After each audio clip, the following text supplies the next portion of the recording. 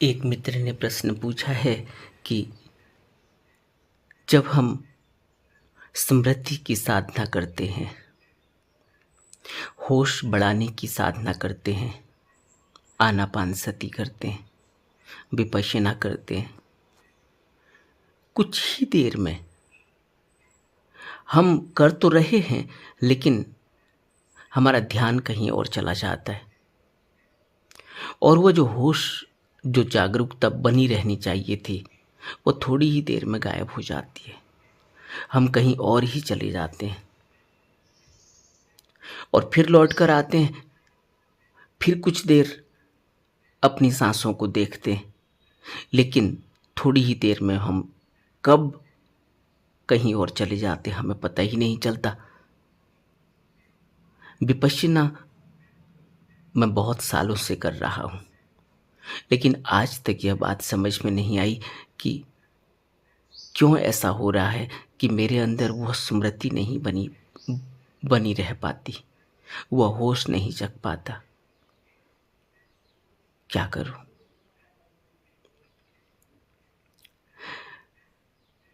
बोधियंग में स्मृति या जागरूकता पहला अंग है।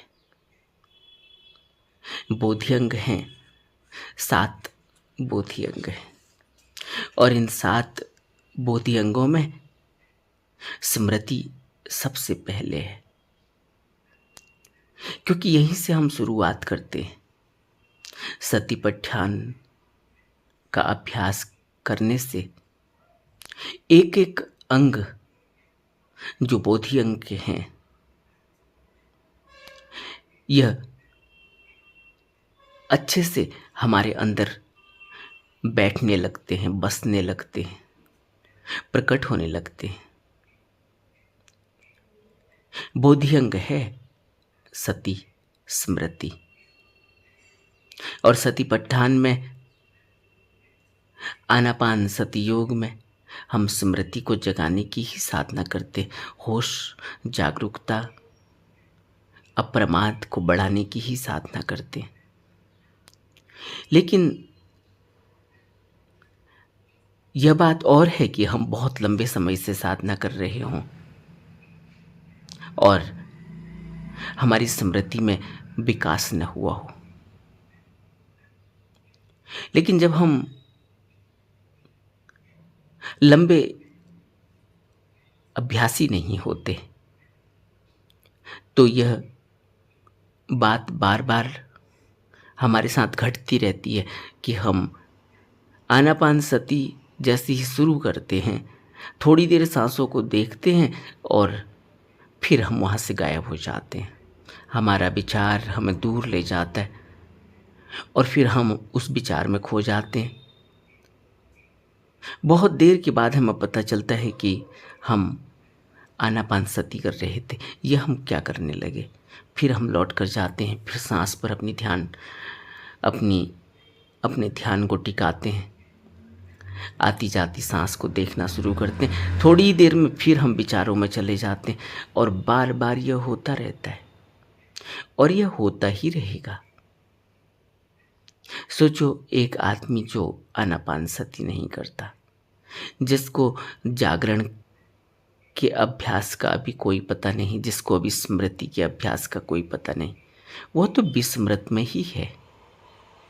सोचो तो, जो स्मृति का अभ्यास नहीं कर रहा है, आपने थोड़ी देर सांस को देखा, आती जाती सांस को देखा और फिर आप विचारों में चले गए। लेकिन जितनी देर आपकी स्मृति जगी रही, उतनी देर आपने यह पाया कि अभी मैं होश में था, मेरे अंदर जागरण था, क्योंकि मैं जो कर रहा था वह स्थिरता का अभ्यास, वह मन को टिका कर रखने का अभ्यास, उसमें कितना जीवंत था मैं।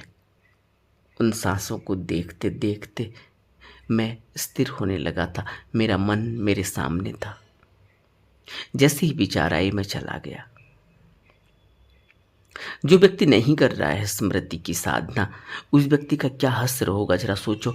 वह तो विचारों में ही रहता है। वह तो कभी वर्तमान में, कभी अपने को देख ही नहीं पाता। वह अपनी स्मृति को देख ही नहीं पाता। अपनी स्मृति का तो उसे होश ही नहीं है। कौन सा ऐसा कभी ऐसा कोई पल होता होगा जब वह स्मृति बनाए रखता होगा। शायद ही कोई पल हो, अन्यथा वह विस्मृत ही रहता है। और दुनिया में ऐसे लोगों की संख्या ज़्यादा है, क्योंकि कितने लोग ध्यान साधना करते हैं?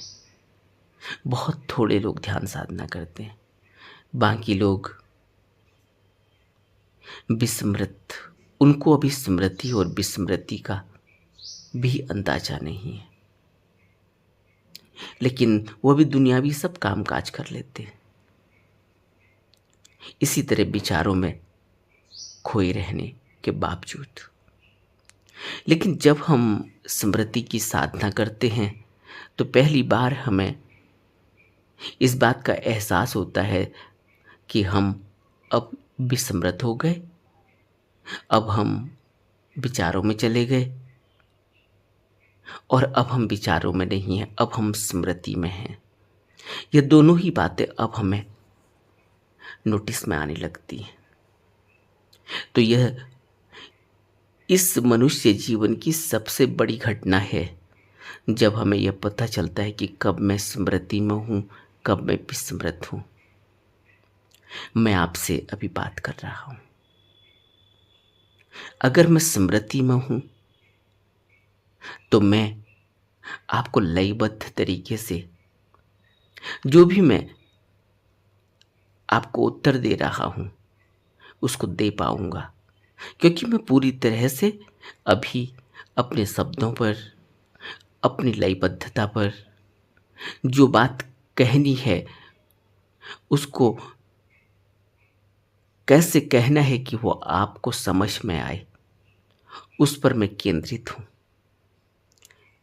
अगर अभी मेरे बीच में कोई विचार आ जाए तो मेरी लयबद्धता टूट जाएगी। मैं जो कहना चाहता हूँ आपसे वो नहीं कह पाऊंगा। यही फर्क होता है। स्मृति जब बनी रहती है तो हम एक प्रवाह में होते हैं। जब स्मृति बनी रहती है तब हम गलती नहीं करते, क्योंकि तब हम होश में रहते हैं और वही कहते हैं जो कहना चाहिए होता है, जो कहना होता है। लेकिन जैसे ही विस्मृत हुए वैसे ही तारतम्यता टूट जाती है। और हमारे जीवन में यही होता है कि हम अक्सर ही विस्मृत होते हैं। इसी वजह से हमारा तारतम्य टूट जाता है, इसी वजह से हमारी लयबद्धता टूट जाती है, और परिणाम यही होता है कि हम उस बात के लिए दुख भोगते हैं जिस बात को बिना दुख भोगे ही जो बीत जाती, कट जाती, लेकिन हम उसमें दुख भोगते हैं। सोचो, हमारे दुखों के कारण अगर आप कभी गहरे में विचार करेंगे तो पता चलेगा कि बेहोशी ही हमारे दुख का कारण है। एक आदमी घर में खाना बना रहा है, अगर बेहोशी में खाना बना रहा है तो उसे यही पता नहीं चलेगा कि उसने अपने स्टोव की आंच कितनी की हुई है। अगर आंच ज़्यादा होगी तो खाना जल जाएगा, और अक्सर ही घरों में ऐसा होता है, खाना जल जाता है क्योंकि आंच का पता नहीं है। वो खाना बना तो रहे हैं लेकिन खोए खोए, सोए सोए, और आंच का पता नहीं होने की वजह से आंच को ध्यान से नहीं देखने की वजह से, विस्मृति की वजह से उनके भोजन में कोई स्वाद नहीं होता। या तो वह जल जाता है या तो वह कच्चा रह जाता है, क्योंकि उनका ध्यान, उनका होश खाना बनाने में नहीं है, वो कहीं और है। और इस छोटी सी विस्मृति के कारण अब दुख हुआ, उस दुख के अब परिणाम निकलेंगे। खाना खाने वाले लोग कमेंट करेंगे, रिएक्शन देंगे, फिर तकलीफ होगी कि मैं दिन भर इनके लिए पिसी रहती हूँ, दिन भर इनके लिए काम करती हूँ और उसके बावजूद भी इनको पसंद नहीं आता कुछ भी। लेकिन हम यह नहीं समझ पाते कि हम जो कुछ भी कर रहे हैं वो विस्मृति में किया हुआ है, होश नहीं है, जागरण नहीं है। होश नहीं होने की वजह से, जागरण नहीं होने की वजह से छोटी छोटी बातों के कारण हम परेशानी में पड़ जाते हैं। होश नहीं रहा और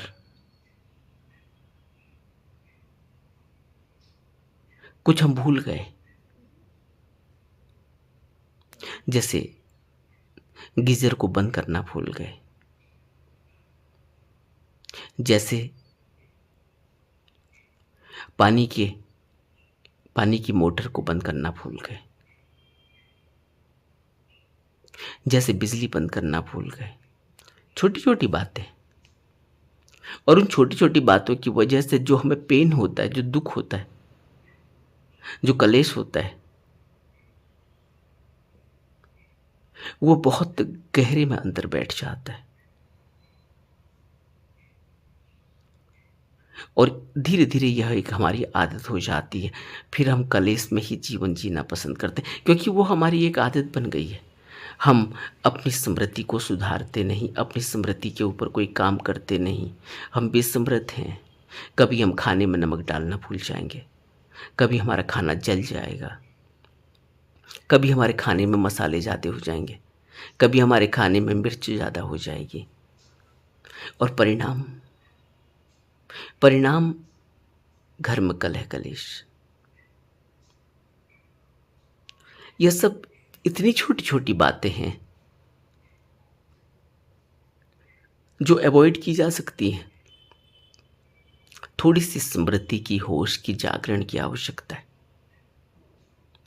और मनुष्य का मैं, मनुष्य का आत्मभाव, मनुष्य का अहंकार ऐसा है कि वो स्वीकार ही नहीं करता कि उसकी गलती है।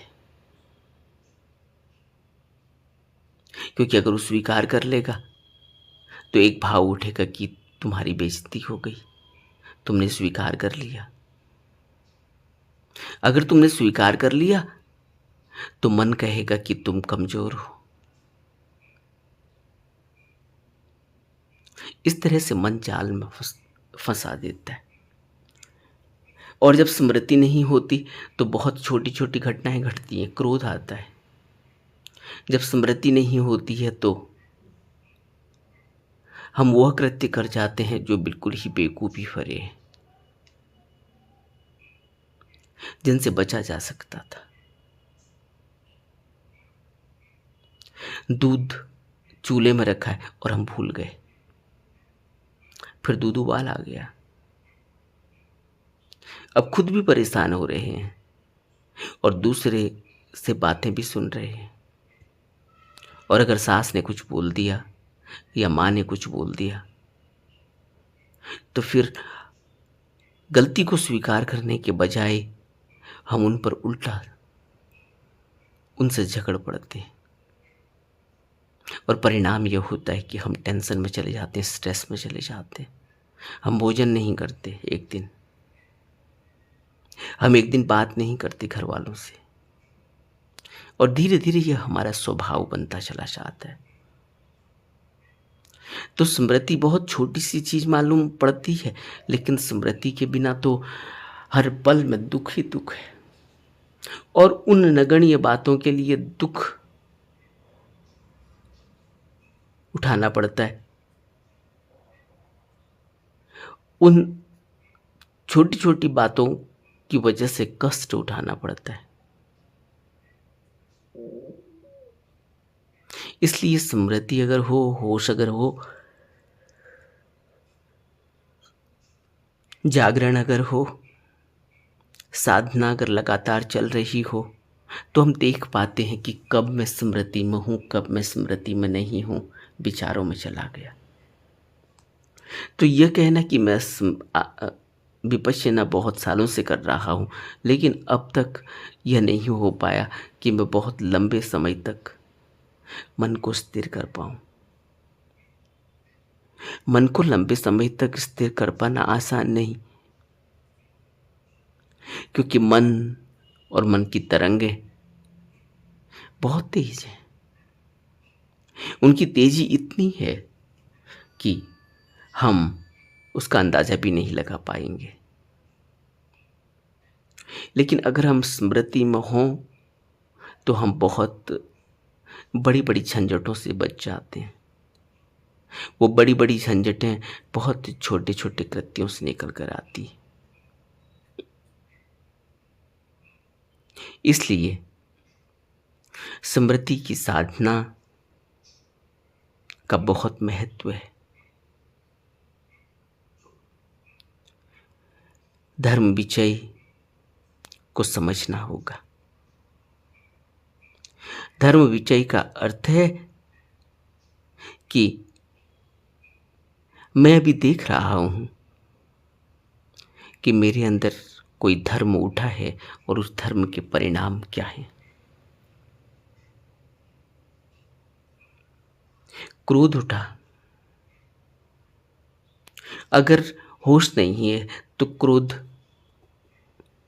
जब अपने चरम पर होगा तो कोई कृत्य हो जाएगा, क्योंकि हमने उसकी वेदनाओं को, उसकी संवेदनाओं को, उसकी इंटेंसिटी को, उस उसके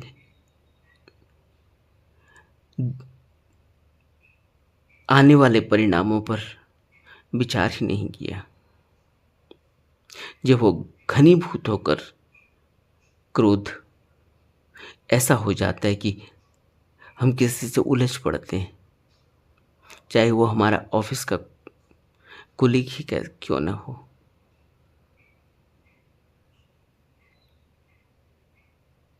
तो धर्म विषय बहुत महत्वपूर्ण है। जो भी घनीभूत हो रहा है, क्रोध है, काम है, तृष्णा है, वासना है, उस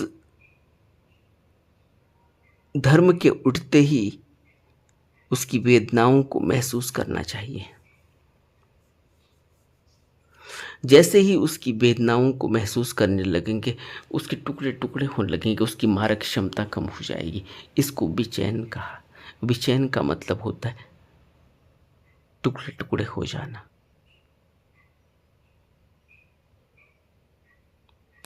और जब हम सत्य की तलाश में होते हैं तो सत्य के टुकड़े टुकड़े नहीं होते।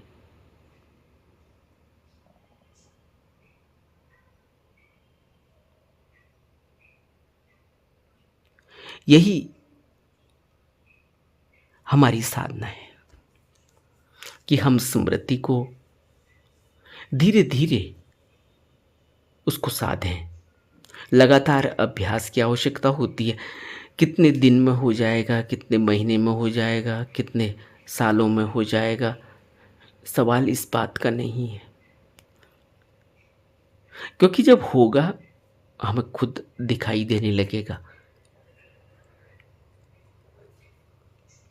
हमारी स्मृति बताएगी, हमारी वो छोटी छोटी गलतियां नहीं होने से हमें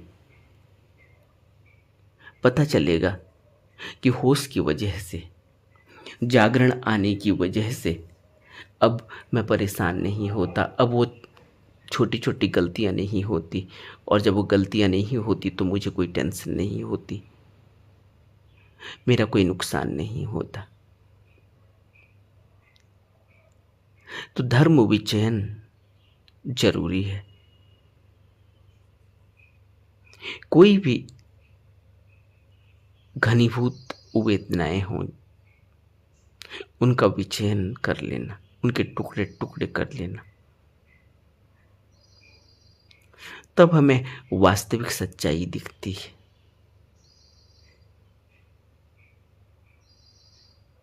क्योंकि धर्म विचय जब होता है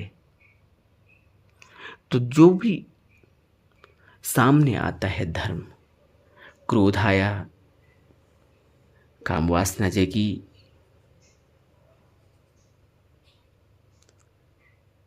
मोह आया, लोभ आया, वो टुकड़ों टुकड़ों में दिखाई देने लगती है। कब? जब मैं आनापानसति का अभ्यास करूंगा, जब मैं विपश्यना को अपनी जिंदगी में उतारूंगा, तब। इसलिए बुद्ध ने 7 बोधिअंगों में धर्म विचय को इतना मूल्य दिया है। क्योंकि धर्म विचय को अगर हम समझ पाएंगे तो फिर हमारे जीवन में क्रांति घटित हो जाएगी कि कैसे टुकड़े टुकड़े करके उस धर्म को, उस अभ्यास को जो हमें स्वार्थ से मुक्त करता है, जो हमें वह दिखाता है जो अब हमारे बच्चे पढ़ रहे हैं, वह किताबों में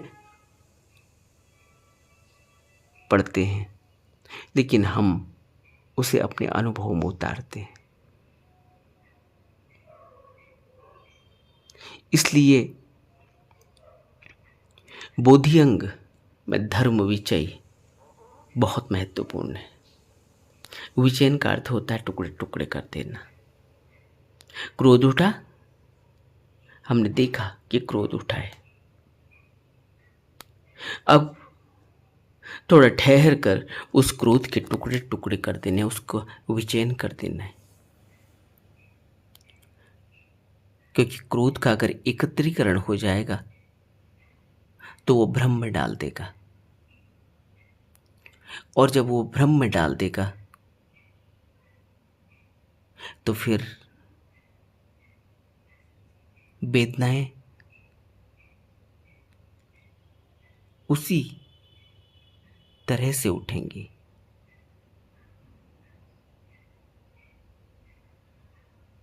और इसीलिए धर्म विचय बहुत जरूरी है। शरीर और चित्त के संपर्क के कारण जो प्रपंच प्रकट होते हैं,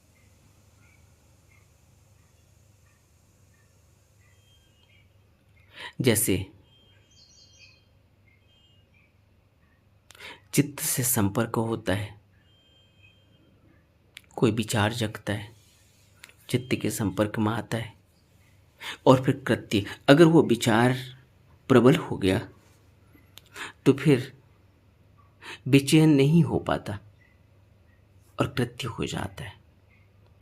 विचयन में हम उसको टुकड़े टुकड़े करके देखते हैं, उसके परिणामों तक पहुंचते हैं।